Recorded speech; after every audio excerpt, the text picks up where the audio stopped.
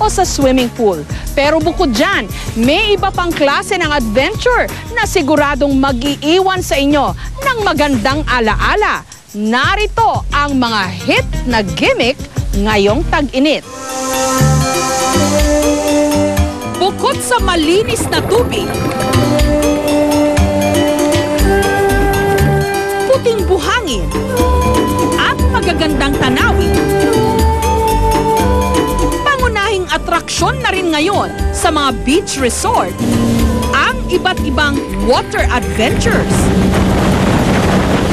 Pero kung bored na kayong makipagkarerahan sa jet ski o kaya umangkas sa walang kamatayang banana boat, sa beach resort na ito sa Nasugbu sa Batangas, sigurado raw masusubok ang iyong lakas sa pamagitan ng wrestling sa tubig.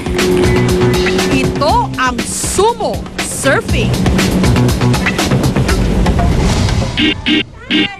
Ang pamilya ni Alvin na balikbayan mula Canada, kakaibang thrill ang hanap. Kaya susubukan nilang mag-sumo surfing. I'm sure it's going to be very exciting. Bago lumusong ng tubig, kailangan munang magsuot ng inflatable tube na hugis bell. Kapag nasa tubig na ang sumo surfer, kailangan niyang kumapit sa tali para padapang hihilain ng motorboat.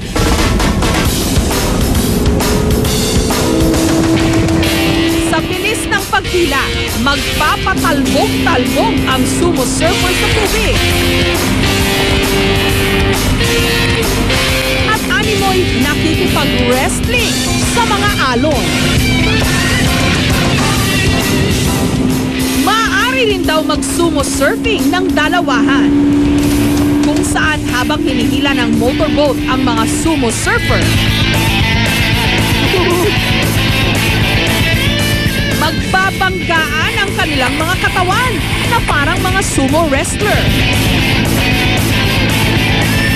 Ang sumo surfing ride tumatagal ng 15 minutes sa halagang 1,300 pesos. My arms are just like, where you go? They feel like sardines now. Incredible. Kapag napagod ka ng mag-sumo surfing, pwede namang mag-relax sa isang sofa na palutang-lutang. Ready? Yeah! Ito naman ang couch surfing. Sa bilis ng andar ng motorboat, para ka na raw lumilipad.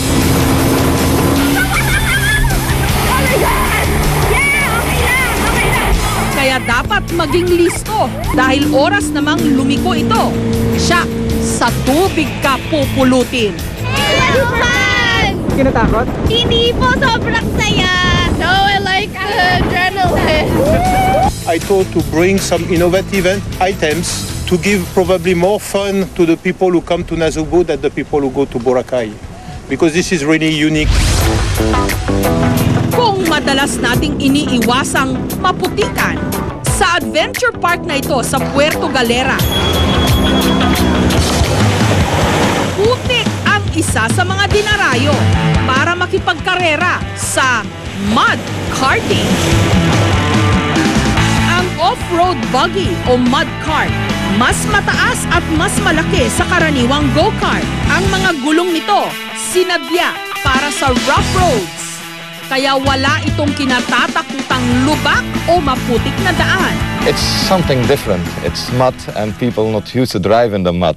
And it makes you dirty. And it's great. You know, people always smiling when they finish with it. Ang turistang Briton na si Gavin, first time magma-mud karting. This is my first time, so I'm sure I'm going to get very muddy and dirty, but it's going to be really good fun. Unang umarangkada si Gavin sa baku-bakong bahagi ng off-road track. Ilang sandali pa, putik na ang kanyang kalaban. Woo! Sa bilis ng kanyang takbo, talsika ng putik na nadadaanan niya. Kaya si Gavin parang naligo ng paulit-ulit sa putik. Ang 10 minutong mud karting nagkakahalaga ng 500 pesos. libre na syempre ang putik. I knew I was going to get wet, but I didn't realise I was going to be totally wet through. Pagkatapos maputikan, diretso naman sa swimming si Gavin sa beach para magbanlaw.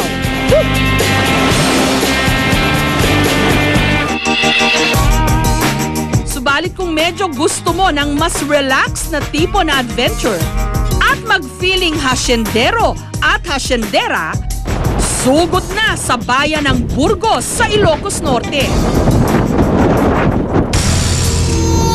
Dito nakasilip ng pagkakataon ang 41 anyos na pastol ng mga kabayo na si Mang Bernard. Para madagdagan ng adventure ang mga tourist attraction sa kanilang lugar, naisipan niya ang cliff horseback riding o pangangabayo sa bangin. Sanay na kami sa mga danadanan namin dito. Nag-e-enjoy yung mga turista dito. Lalong-lalo na kung makita sila yung tanawin. Lalong-lalo na kung nasa taas ka. Para masigurong ligtas ito, ang mga mismong pastol katulad ni Mang Bernard ang nagsisilbing guide, paakyat at pababa ng bundok. At pagdaan sa matatarik at mababatong bangin. Dahil malapit ito sa dagat, malakas ang hampas ng hangin. Kaya kailangang nakabalanse habang nangangabayo para hindi mahulog. Nakakatakot kasi baka pwedeng madisgrasya or malaglag kami. Pero okay naman, magagaling naman yung mga may-ari ng kabayo. Tsaka yung mga kabayo, hindi masyado magalaw. Kahit makapigil hininga ang adventure na ito, sulit naman daw ang kaba. Dahil pagdating sa destinasyon, makapigil hiningang ganda naman ang bubulaga sa mga turista. Sa itaas ng bundok, tanaw ang Bangi Windmills, ang West Philippine Sea at ang Kapurpurawan Rock Formation. Nakakatakot pero pag nakita na yung view, nawawala na yung takot na.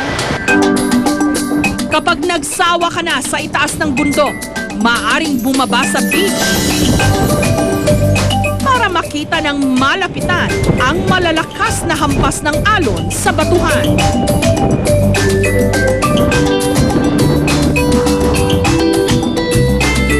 Ang isang oras na cliff horseback riding nagkakahalaga ng 150 pesos. Extreme at nature kasi nakikita natin may mga potential doon. Pwedeng yung mountain hiking, pwede yung mga horseback riding, mga mag-rappel kung pwede. At doon naman sa dagat, pwede yung mga snorkeling. Mapadagat man o taas ng bundok, sa puting buhanginan man o putikan, sa paghahanap ng bagong adventure, tsak, hindi tayo mauubusan.